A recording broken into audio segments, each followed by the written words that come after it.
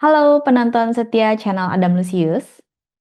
Perkenalkan, gue Feni dan gue lagi menumpang di channel ini karena gue lagi ditugaskan untuk menyampaikan sedikit pengetahuan tentang takdir pertemuan hubungan antar manusia di dunia ini.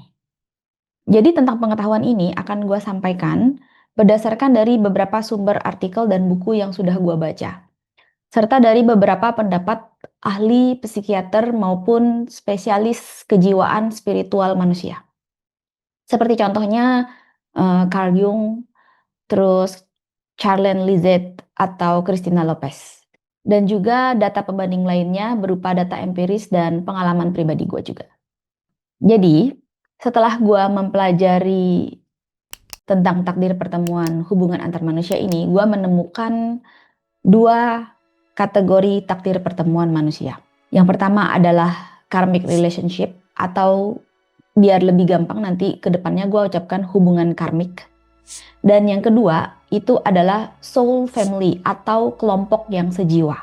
Dan di dalam takdir kelompok sejiwa ini atau soul family ini dikategorikan lagi menjadi 3 tipe hubungan takdir, yaitu kindred spirit, soulmates, dan twin flames. Nanti akan gue jelasin lebih detail. Yang pertama akan gue jelasin yaitu tentang hubungan karmik. Jadi apa itu hubungan karmik? Terminologi karma atau karmik itu sendiri berasal dari negara timur yang ada dalam ajaran agama Hindu dan Buddha. Karma sendiri itu bisa berupa karma baik atau karma buruk, karena karma itu sebenarnya adalah output dari hasil tindakan yang kita lakukan. Nah, dari terminologi karma tadi, hubungan karmik ini berarti adalah hubungan yang terjadi karena keterlibatan benang karma yang lumayan kusut di masa lalu atau di masa kehidupan sebelumnya, di reinkarnasi sebelumnya, seperti itu. Dan hubungan karmik ini mempunyai tujuan. Ada 2 tujuan dari hubungan karmik, yaitu untuk membayar karma masa lalu. Jadi kalau kita masih punya hutang-hutang karma gitu, itu harus dilunasin. Dan yang kedua, ini yang paling fundamental, yaitu adalah sebagai fase pembelajaran hidup. Di mana di saat kita harus membayar karma atau menebus karma itu, kita akan belajar untuk melepaskan. Mungkin langsung masuk ke ciri-ciri dari hubungan karmik atau karmic relationship. Biar nggak bingung, gue akan jelasin point by point. Ciri-ciri dari karmic relationship. Yang pertama, koneksinya instan. Jadi dari awal pertemuan itu langsung merasa cocok secara emosional gitu. Seperti apa ya, kayak udah lama kenal sama nih orang gitu.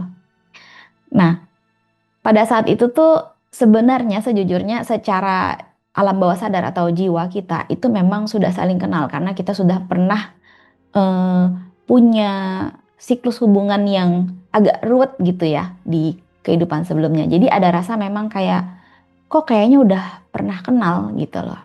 Dan hubungan pertemuannya itu berlangsung dengan intens. Jadi intens di sini maksudnya adalah kalian bakal akan sering banget ketemu sama ini orang gitu.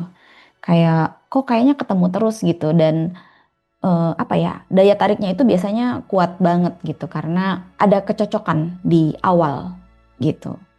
Nah, gue punya notes tambahan tentang hubungan karmik ini. Jadi setelah gue pelajari juga, ini sumbernya dari Christina Lopez. Jadi tentang kalau kalian mempelajari cakra, cakra pada manusia, itu kan ada 7 cakra ya. Di dalam hubungan karmik, jadi ada keterikatan energi pada saat bertemu dengan orang yang ada hubungan karmik dengan kita ini dari awal gitu loh. Biasanya yang terkoneksi itu adalah 3 cakra dari paling bawah. Karena itu koneksi ini terjadi dengan intens dan bersifat ada daya tarik yang sangat kuat gitu. Ada daya tarik fisikal yang sangat kuat dan daya tarik emosional yang sangat kuat. Hanya saja karena cuma sampai nomor 3 itu tidak sampai ke hati gitu. Gitu. Jadi lebih ke daya tarik fisikal aja. Lalu poin nomor 2, ciri-ciri dari hubungan karmik ini, buat kamu yang peka, pasti ada alarm di dalam diri kamu yang seolah kasih alert mode gitu. Seolah-olah kayak cocok nih sama dia gitu, kok kayaknya intens banget ya ketemu sama dia. Tapi ada tapinya, pasti ada tapinya. Tapi gue merasa insecure atau perasaan yang ini bukan hubungan jangka panjang gitu. Ini kayaknya nggak akan berlangsung lama. Karena pada dasarnya alam bawah sadar kita mengenal si jiwa orang dari hubungan karmik ini. Jadi alam bawah sadar kita itu tuh udah tahu gitu bahwa ini adalah pertemuan untuk bayar karma nih gitu. Jadi hati-hati ya gitu, karena pada saat kita mau istilahnya meluruskan kembali benang yang udah kusut tadi, itu kan berarti kita akan terus-terusan di fase chaos di dalam hubungan pertemuan itu gitu. Di fase chaos ini akan terus berlangsung sampai dengan akhir dari hubungan karmik itu. Jadi kayak ada fase di mana kita bayar karma atau kita menerima pembayaran karma. Tapi juga ada fase di mana itu akan lama-lama lunas gitu, lalu selesai gitu. Nah, kemudian ciri-ciri yang ketiga yaitu hubungan karmik biasanya membentuk pola kodependensi, atau kalau istilahnya itu sebenarnya ini hubungan yang kurang sehat. Jadi kayak kebergantungan. Kebergantungan ini contoh misalkan ada pertemuan antara si manusia A dan manusia B gitu. Lalu terjadilah situasi di mana si manusia A ini merasa kok kayaknya gue harus ngebantu dia ya.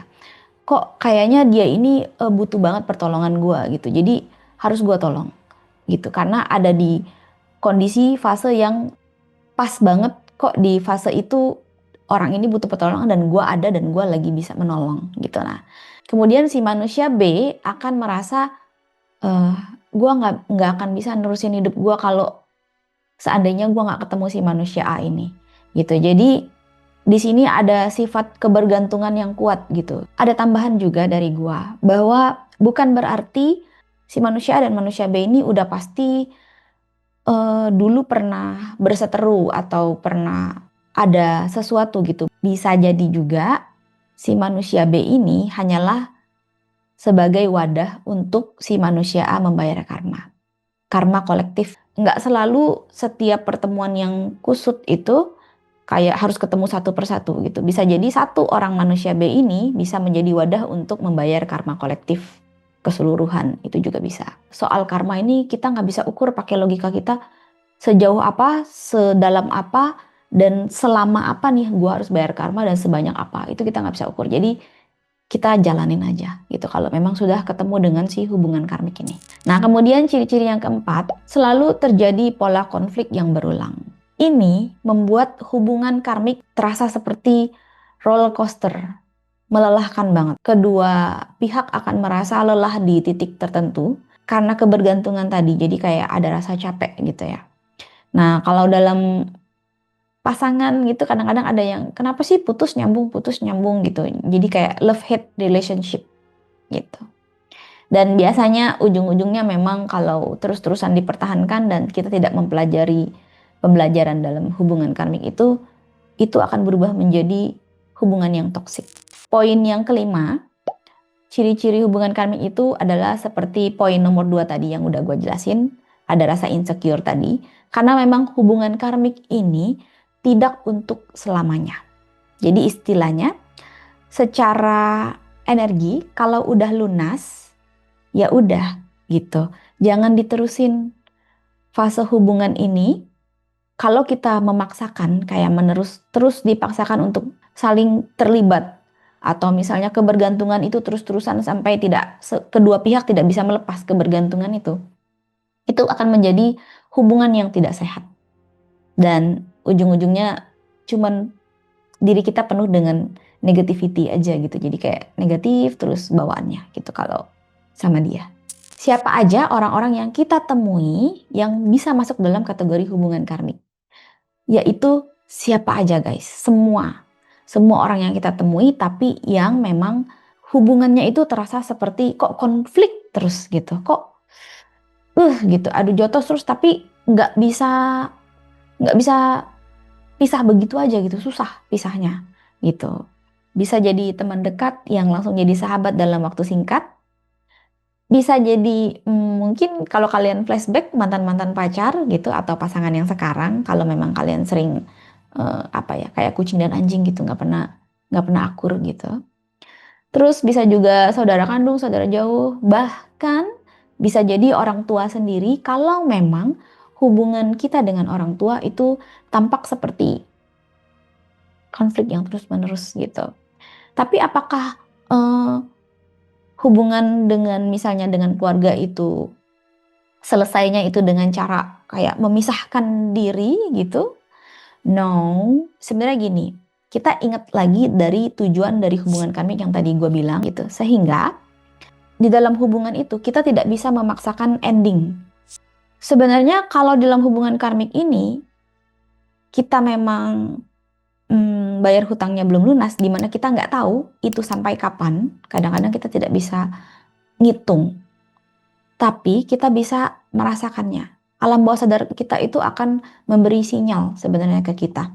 Apakah ini udah selesai atau belum gitu. Dan juga satu hal lagi yang paling penting itu pembelajaran hidup. Jadi kalau kita tidak sadar dengan pembelajaran apa yang harus gue ambil dari hubungan yang konflik terus-menerus ini, kita nggak sadar apa hikmahnya dari hubungan itu, ujung-ujungnya pada saat kita memaksakan untuk pisah secara mengakhiri secara belum waktunya, dikhawatirkan kita bisa ketemu dengan hubungan karmik lainnya lagi yang serupa gitu loh. Jadi kayak ngulang gitu. Jadi jangan sampai kita harus ya ngulang lagi gitu.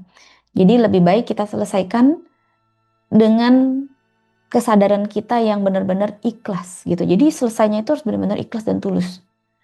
Tidak meninggalkan rasa kebencian, baper, dan lain-lain gitu. Endingnya dari hubungan karmik ini bisa sehat dan tidak sehat. Tidak sehat dalam arti adalah antara keduanya tidak mendapatkan pembelajaran apa-apa, atau salah satu mendapatkan pembelajaran, satunya tidak. Jadi yang satu tidak sadar dan tetap memendam rasa kebencian, dan itu akan menjadi urusannya dia gitu. Bukan misalnya pihak A dan pihak B masih merasa apa ya istilahnya, udah terlalu kebergantungan banget dan merasa nggak seneng gitu dengan perpisahan itu. Sedangkan yang pihak A sudah legowo, istilahnya sudah legowo, sudah paham bahwa oh iya gue mesti ikhlas dan gue mesti ya udah kita pisah gitu dan lain-lain. Yang B tidak mau, kemudian dipaksakan gitu, ya itu akan menjadi urusannya si pihak B. Dia akan punya eh, istilahnya hubungan karmik lainnya yang membuat dia harus tetap belajar gitu. Sedangkan yang pihak A yang udah lulus ini, ya udah dia akan selesai gitu.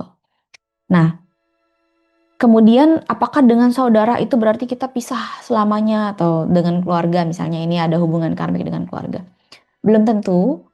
Bukan berarti pisah ini berarti tidak komunikasi sama sekali, bukan berarti itu. Tapi lebih ke pisah secara hubungan konflik. Jadi hubungan konfliknya ini akan istilahnya meredah.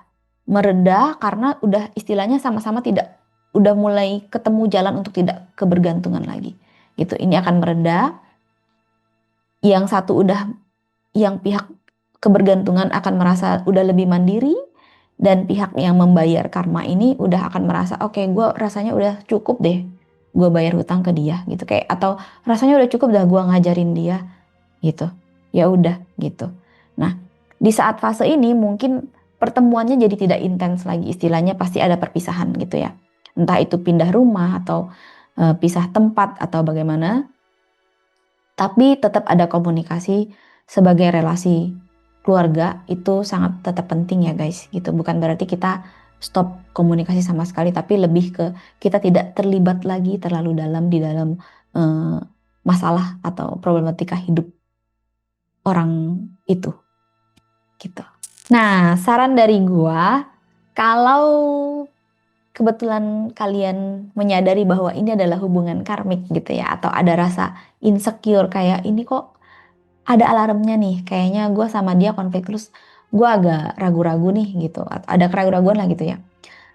Jangan sampai kalian melakukan hubungan dengan komitmen jangka panjang. Ini saran dari gue, karena ya ribet aja gitu kalau sampai kalian menikah atau melakukan hubungan bisnis gitu ya dengan pertemuan dengan hubungan karmik ini, karena ya akan ada ending gitu. Jadi kalau misalkan di awal kalian udah tahu ada rasa insecure itu, jangan dipaksakan sebaiknya, karena nanti makin kusut, endingnya akan lebih sulit gitu. Jadi istilahnya kayak ya waktu fase endingnya akan lebih banyak problematika yang baru lagi. Seperti itu. Oke, sekarang kita masuk ke kategori yang berikutnya. Ini sebenarnya lebih asik untuk dibahas karena seharusnya lebih minim konflik walaupun sama-sama berat, karena semua hubungan itu ada ujiannya. Semua hubungan itu tidak bisa semata-mata begitu kita ketemu yang tepat terus langsung baik-baik aja. No, karena semua hubungan harus kita jaga, harus kita pelihara supaya itu bertumbuh dan fasenya itu naik tingkat gitu, dan itu selalu ada ujian di setiap hubungan. Oke, kategori berikutnya itu soul family atau kelompok sejiwa. Jadi secara konsep dasar, soul family atau kelompok sejiwa ini adalah sebutan untuk jiwa-jiwa yang memang memiliki garis takdir pertemuan karena tali benang mereka antara satu dan yang lain itu terhubung dengan sangat kuat gitu. Dan istilahnya saling menunjang gitu. Jadi memang ini adalah kelompok sejiwa. Namanya aja kelompok sejiwa ya. Jadi istilahnya dari pot yang sama gitu. Mereka itu berasal dari pot yang sama. Kelompok yang sejiwa ini bukan berarti pasti keluarga biologis gitu. Kayak misalkan ibuku kah, ayahku kah, saudaraku kah gitu. Belum tentu guys. Bahkan kadang biasanya ini adalah kelompok lain gitu ya. Atau orang-orang lain gitu yang kita temui di dalam fase kehidupan kita. Nah, dari kelompok sejiwa tadi, soul family, kebagi lagi menjadi 3 kategori. Jadi kategori pertemuan yang pertama yang akan gue bahas, ini yang paling ringan, itu adalah keluarga spiritual atau kindred spirit. Kindred spirit dari akar katanya itu artinya, kindred itu artinya keluarga, spirit itu roh atau batin. Jadi kita bisa bilang, kalau aku sebutnya itu keluarga spiritual, tapi bisa dibilang juga keluarga sebatin gitu. Gua ada catatan tambahan lagi. Jadi secara pertemuan cakra tadi yang tadi gue jelasin di hubungan karmik, itu kan ada cakra yang terhubung dari 3 ke bawah. Nah, untuk kindred spirit atau keluarga spiritual ini, pada saat bertemu dengan orang-orang ini, kita memiliki hubungan batin dari 3 di tengah gitu, 3 urutan di tengah setelah yang 3 di bawah tadi, kemudian 3 yang di tengah. Nah, karena ketiga ini saling terhubung gitu cakranya, itu jadi kita itu secara hati, secara batin itu dekat sekali gitu. Tapi tidak ada daya tarik fisikal. Jadi biasanya ya udah adem-adem ayem aja gitu, nggak ada keterlibatan secara emosional. Nah, ciri-ciri dari pertemuan kindred spirit ya. Yang pertama, udah pasti tidak ada ikatan romantisme. Jadi biasanya hubungannya itu platonik gitu. Di awal kita tidak ada niat sama sekali ke ranah romantis gitu. Kalau bertemu dengan orang-orang yang keluarga spiritual ini atau keluarga sebatin tadi gitu. Yang kedua, pada saat pertemuan orang-orang ini kita terasa sangat positif. Jadi kayak saling support by batin tanpa perlu banyak drama. Tanpa perlu banyak kayak harus cerita yang super komplit dan kompleks, atau ya intinya tanpa ada drama ya gitu. Nah, yang ketiga, pertemuan kita dengan orang-orang yang tergolong kindred spirit atau keluarga sebatin ini tidak intens seperti hubungan karmik tadi. Jadi pertemuannya itu biasanya berkala aja.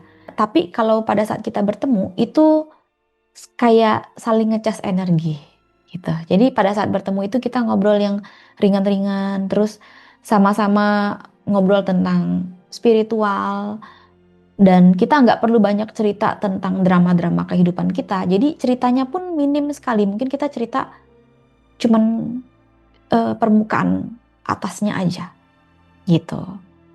Nah, kemudian ciri-ciri berikutnya ini lebih ke saran sih atau tips ya. Bahwa di dalam hubungan kindred spirit atau orang-orang yang kita anggap keluarga sebatin, keluarga spiritual kita ini, ada baiknya untuk menjaga hubungan tetap awet, kita harus istilahnya tidak boleh terlalu banyak mengurusi urusan pribadi dari setiap orang. Jadi kayak bener-bener nggak boleh sampai kelebihan batas, guys. Contoh nih ya, contoh.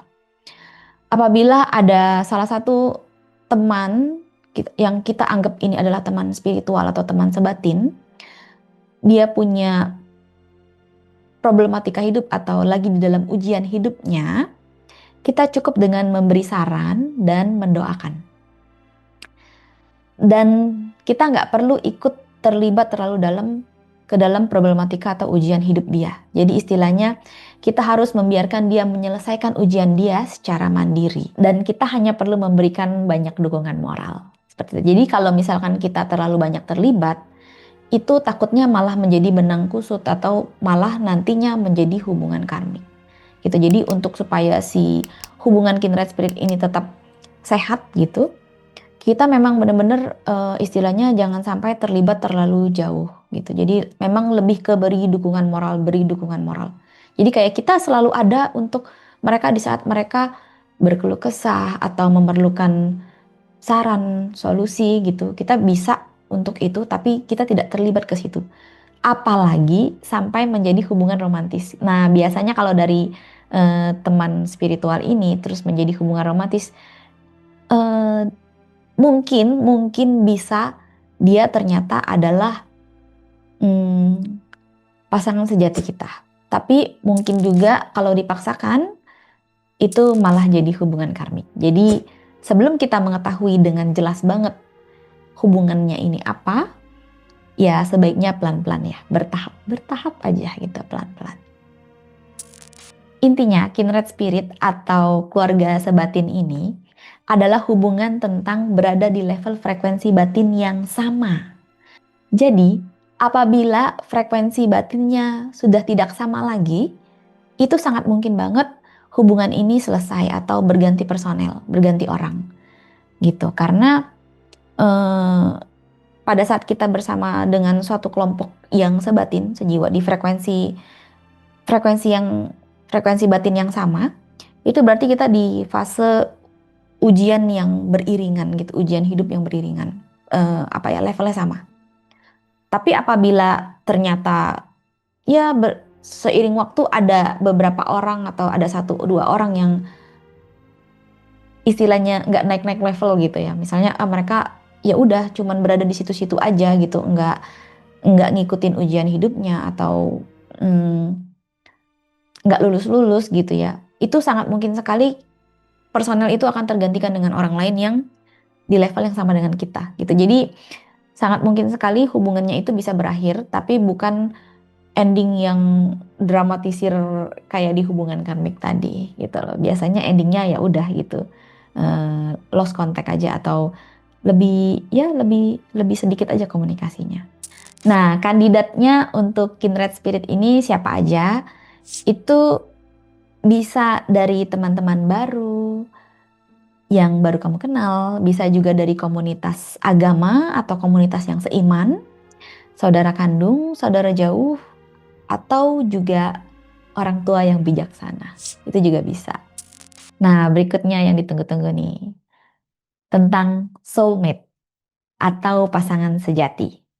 Nah, terminologi soulmate itu sudah mengalami pergeseran makna sebenarnya. Karena kebanyakan di zaman sekarang banyak orang yang salah paham antara hubungan karmik, kindred spirit, dan soulmate gitu. Jadi istilahnya kayak begitu terasa dekat secara batin atau kayak langsung cocok, langsung kelop, langsung dibilang, ini soulmate gua, ini soulmate gua gitu. Bahkan sahabat dekat gitu ya, kayak sama gender pun gitu, misalnya teman cewek sama teman cewek gitu. Mereka akan mengatakan ini soulmate gue gitu. Tapi sebenarnya itu udah mengalami pergeseran makna ya guys untuk terminologi soulmate ini gitu. Padahal kalau misalkan dirujuk ke dalam akarnya lagi atau awalnya soulmate itu apa? Soulmate itu sebenarnya berasal dari filosofi Yunani kuno juga, dan dari ciri-ciri yang dikatakan soulmate itu sebenarnya pasangan sejati. Jadi hanya satu orang. Seharusnya hanya satu orang. Jadi mungkin dari sini gue akan bilang pasangan sejati. Daripada gue pakai terminologi soulmate yang membingungkan kita. Misalnya kita udah nge-labelin salah satu teman kita ini soulmate gitu, soulmate gue gitu ya. Terus jadi bingung dong gitu. Jadi mendingan gue pakai terminologi pasangan sejati aja gitu. Nah, pasangan sejati ini konsepnya sama dengan yang ada di kitab suci, atau yang biasa disebut di kitab suci itu pasangan ilahi. Jadi pasangan sejati adalah pasangan yang memang sudah ditakdirkan oleh sistem ketuhanan untuk hidup berpasangan dengan ikatan sakral seumur hidupnya di bumi. Oke? Nah, pasangan sejati ini, kalau dari ini notes tambahan gue lagi ya, bahwa koneksi energi yang terjadi pada pasangan sejati itu kalau berdasarkan energi cakra tadi, ada 7 energi cakra. Itu terkoneksi 6. Jadi dari 6 ke bawah. Kecuali crown cakra. Itu tidak terkoneksi di situ. Jadi pasangan sejati itu kita terkoneksi secara energi dari akar root yang paling bawah sampai 6, tingkat ke-6 gitu.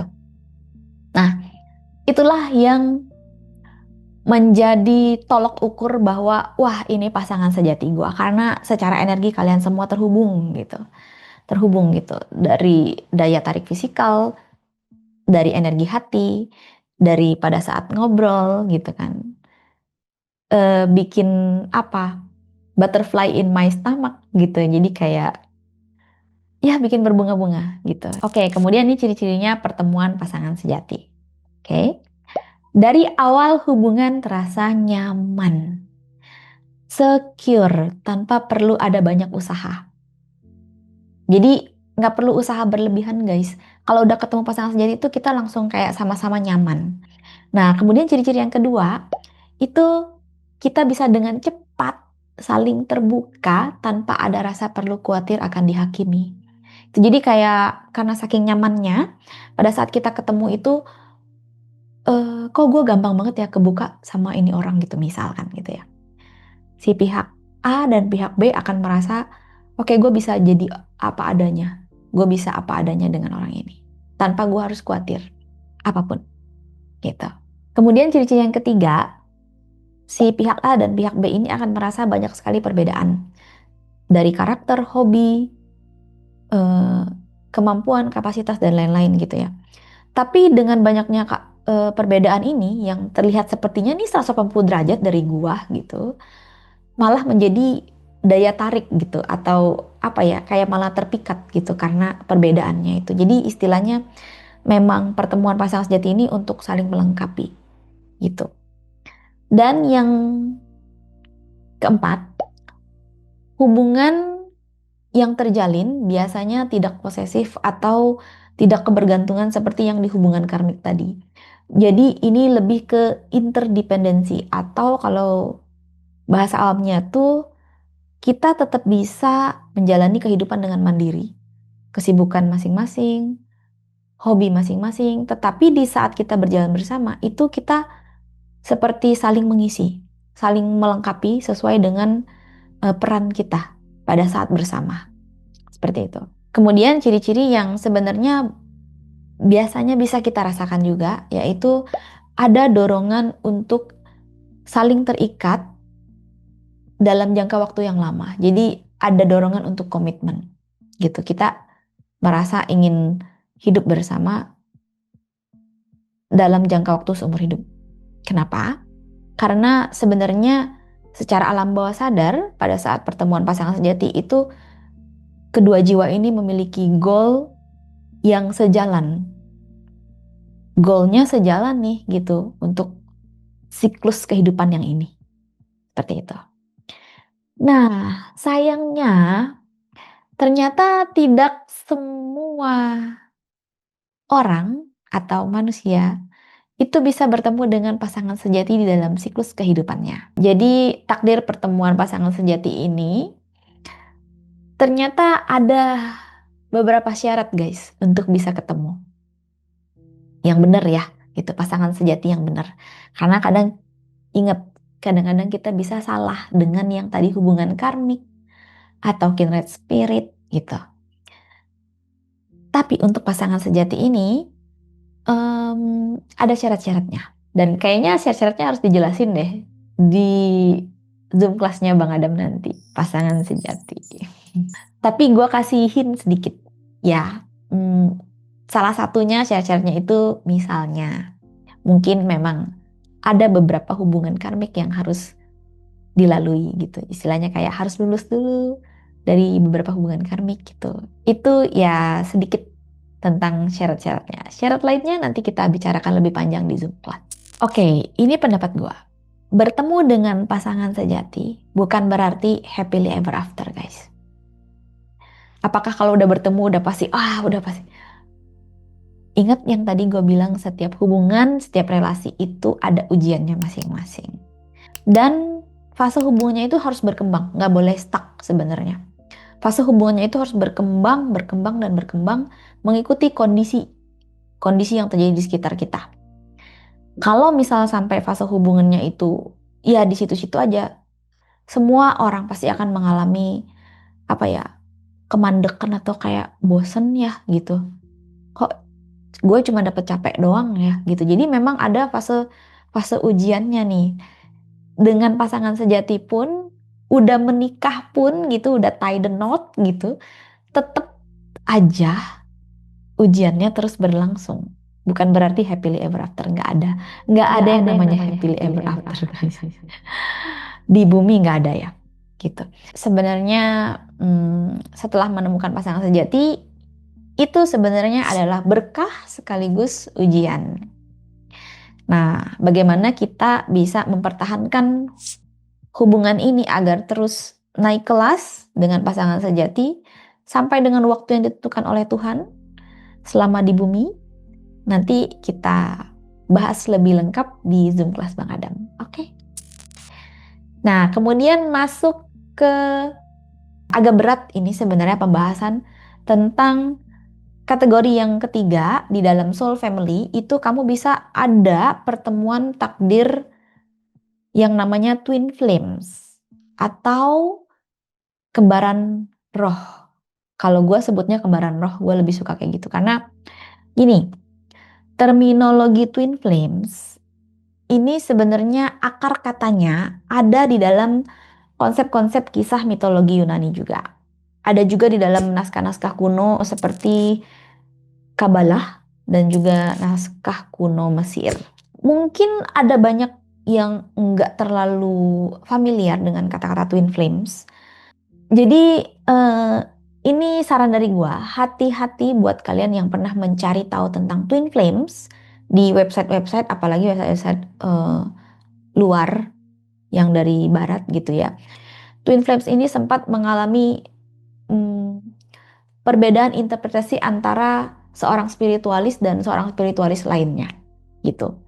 Jadi hati-hati banget kalau kalian baca dari website, coba kalian kritisi lagi karena pada masa sekitar tahun 2000-an sampai 2023 ya yang gue baca itu, dan gue juga sempat nonton di film dokumenter gitu, sempat populer tentang finding your twin flames gitu, karena seolah-olah twin flames ini adalah pasangan yang jauh lebih ideal daripada soulmate gitu ya.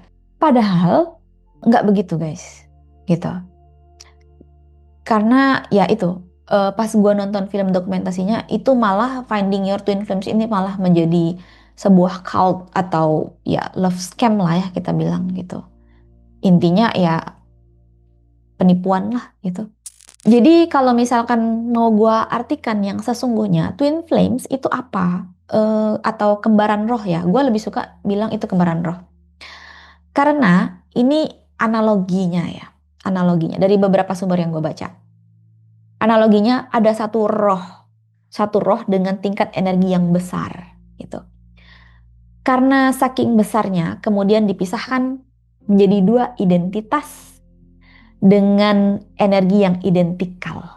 Seperti itu. Jadi twin flames ini adalah dua jiwa, dua identitas tapi memiliki roh yang sama. Kenapa aku bilang identikal? Karena energinya, susunan komponen rohnya ini awalnya tuh cuma satu gitu, terus dibagi dua gitu. Jadi ada dua. Jadi istilahnya kembar gitu. Makanya aku bilang ini adalah kembaran roh. Nah, bagaimana pertemuan twin flames ini gitu? Kenapa dari roh yang satu dibagi dua ini kalau bertemu harusnya jadi pasangan yang super super super ideal dan harusnya memang bersatu kan ya gitu. Tapi no, pertemuan antara dua jiwa dengan roh kembar ini di dalam satu siklus kehidupan, dalam satu dimensi yang sama, pada saat bertemu energinya ini besar sekali sehingga pertemuan ini bukan hanya sekedar untuk menjadi pasangan atau berkeluarga, tapi punya tujuan yang lebih besar dari hanya sekedar itu. Ini bukan pasangan sejati, jadi beda tujuan gitu. Dan pertemuannya ini benar-benar karena memang sistem takdir universe yang mempertemukannya, bukan karena tujuan berpasangan. Ini sangat berbeda dengan tujuan berpasangan. Nah, mungkin ada yang penasaran tujuannya apa sih, tujuan besar? Sebenarnya bukan tujuan besar kayak ketemu terus tiba-tiba wah mengubah dunia jadi dunia yang berbeda ya. Jadi pertemuan kedua energi besar ini punya tujuan yang besar karena kemungkinan besar mereka punya tujuan untuk bersama-sama membangkitkan kesadaran dari jiwa-jiwa yang lainnya yang di dalam soul family itu, lingkaran soul family. Jadi tadi kan aku udah jelasin ada soul family, ada kindred spirit, ada pasangan sejati. Jadi itu udah banyak tuh sebenarnya hubungan antar manusianya. Di dalam satu soul family aja hubungan antar manusianya bisa banyak. Tergantung dari berapa banyak orang-orang yang masih terus kita jaga hubungannya gitu. Nah, pada saat kita bertemu dengan twin flames atau roh kembaran kita ini gitu, itu berarti kalian berdua itu akan punya tugas untuk membangkitkan kesadaran yang ada di dalam soul family itu keseluruhan gitu. Sehingga hmm, istilahnya kayak ada pola kerjasama yang bisa menciptakan banyak manfaat bagi jiwa-jiwa lainnya. Ini ada notes tambahan lagi dari gua. Jadi kalau kita bilang koneksinya bagaimana secara cakra, koneksi energi gitu ya. Secara ketujuh cakra itu kalau ketemu kembaran roh udah pasti karena identikal dan memang kalian tuh sebenarnya awalnya satu roh ya. Jadi udah pasti ketujuhnya itu nyambung semua. Ketujuhnya itu terkoneksi. Hanya saja ada satu syarat yang di dalam crown chakra itu adalah syaratnya adalah tidak ada kemelekatan dan ego. Jadi apabila ada kemelekatan dan ego, biasanya kita nggak ketemu sama si kembaran roh kita ini. Gitu. Nah, ciri-ciri pertemuan dengan twin flames atau kembaran roh. Oke? Ciri-ciri yang pertama, fase tingkat kesadaran antara kedua pihak itu biasanya sudah melewati spiritual awakening yang pertama. Minimal ya, minimal udah ngelewatin spiritual awakening. Jadi udah kayak apa ya? Udah terbangkitkan gitu, kayak udah sadar gitu loh. Udah mulai mengejar yang namanya spiritual gitu. Jadi bukan yang di fase mengejar duniawi doang gitu, tapi udah yang lebih besar dari itu gitu. Biasanya kedua pihak ini udah di fase itu. Entah yang satu mungkin lebih jauh, sedikit lebih jauh, atau yang satu agak ketinggalan, tapi setidaknya keduanya sudah di fase mature gitu. Jadi udah tingkat kedewasaannya, kedewasaan jiwanya itu cukup tinggi gitu. Kemudian yang kedua, ada rasa saling kenal sejak lama banget, kayak gue kayak ketemu kembaran gue gitu, atau gue kayak ngeliat cermin gitu. Jadi kayak bener-bener karena memang awalnya satu roh gitu. Jadi rasanya ancient banget gitu, kayak udah ya, ini kenalan dari zaman dulu gitu. Kemudian ciri yang kedua, twin flames tidak dipertemukan untuk berpasangan. No. Jadi mungkin ada beberapa spiritualis lain yang mengatakan bisa jadi pasangan dan lain-lain. Tapi menurut pendapat pribadi gue nggak bisa, karena twin flames itu memang dipertemukan bukan untuk ikatan antar manusia di bumi ya. Jadi bukan untuk menikah. Twin flames itu dipertemukan untuk tujuan yang lebih besar. Sehingga kalau misalnya dipaksakan untuk jadi pasangan gitu atau istilahnya menikah ikatan antar manusia itu biasanya gagal, guys. Jadi istilahnya udah menggagalkan sistem universe gitu, dan biasanya ya merusak sistem universe lah ya gitu. Kalian jadi salah satu kandidat perusak gitu. Nah, kemudian ciri yang berikutnya, intensitas pertemuan dengan kembaran roh atau twin flames ini hanya sesuai kebutuhan universe. Jadi pertemuannya itu tidak bisa dipaksakan. Nggak bisa kayak, duh, gue berasa kangen sama orang ini gitu. Yang gue curigai dia adalah kembaran roh gue misalnya. Gue pengen banget ketemu dia. Itu nggak bisa semata-mata kalian janjian ketemuan yuk, terus ketemu. Sulit. Kalau dipaksain biasanya berarti hubungannya udah tidak sesuai dengan apa yang universe butuhkan. Jadi pertemuannya itu berdasarkan kebutuhan gitu. Jadi di saat memang lagi ada misi yang harus dijalankan oleh sistem universe, maka akan bertemu. Dan pertemuannya itu punya tujuan yang lebih besar daripada sekedar cuman ngomongin masalah pribadi. Jadi fase pertemuannya itu kadang bisa sangat intens banget. Jadi di saat lagi ada something yang harus dikerjakan, itu bisa pertemuannya intens, sangat sering, dan obrolannya bisa nggak habis-habis atau nggak putus-putus gitu. Makanya itu kadang-kadang orang suka salah kaprah dengan kembaran rohnya, bahwa kok kayaknya jadi asik gitu dan lain-lain gitu. Tapi harus ingat bahwa itu ada tujuan lain, bukan urusan pribadi gitu. Ada fase di mana akan jauh bahkan saling tidak komunikasi dengan kembaran roh ini gitu. Itu biasanya fase di mana saling mengejar spiritual yang ketinggalan antara pihak A atau pihak B. Kayak gitu. Nanti pada saat bertemu lagi itu akan intens lagi gitu, biasanya untuk suatu misi lagi. Kayak gitu. Nah, kemudian ciri-ciri berikutnya itu pola kerjasama yang sehat antara kembaran roh ini yang bersinergi dengan baik gitu ya, sama-sama udah nggak ada ego, nggak ada kemelekatan gitu. Itu pola hubungannya ini outputnya akan bermanfaat untuk orang banyak. Jadi bukan sekedar untuk keuntungan pribadi doang gitu. Jadi misalkan mereka bisnis bareng gitu ya. Bisnis barengnya pun ini bukan tujuan untuk memperkaya diri doang gitu. Jadi misalnya bisnis bareng bisa ada keuntungan duniawinya, tapi tetap ada value spiritualnya yang lebih besar gitu. Kemudian ciri-ciri yang terakhir, sifat dari hubungan twin flames atau kembaran roh ini bisa pria wanita, wanita wanita, pria pria, dan juga bisa lebih muda dan lebih tua, seperti itu. Tergantung dari kebutuhan visi di buminya gitu. Dan apakah setiap orang pasti akan bertemu dengan twin flames-nya di satu siklus kehidupan? Tidak. Dan ini bahkan sangat jarang dan langka. Jarang sekali dipertemukan dalam satu siklus kehidupan dan satu dimensi, kecuali memang punya tujuan yang besar di fase itu, gitu. Tentang twin flames ini atau kembaran roh ini, ada baiknya kita tidak melabeli seseorang itu adalah twin flames kita, atau dia twin flame gua, dia kembaran roh gua. No, guys, please jangan dilabeli, karena kembaran roh atau twin flames ini berdasarkan pengalaman pribadi gua sendiri juga justru mengajarkan kita tentang bagaimana caranya mengasihi tanpa harus memiliki.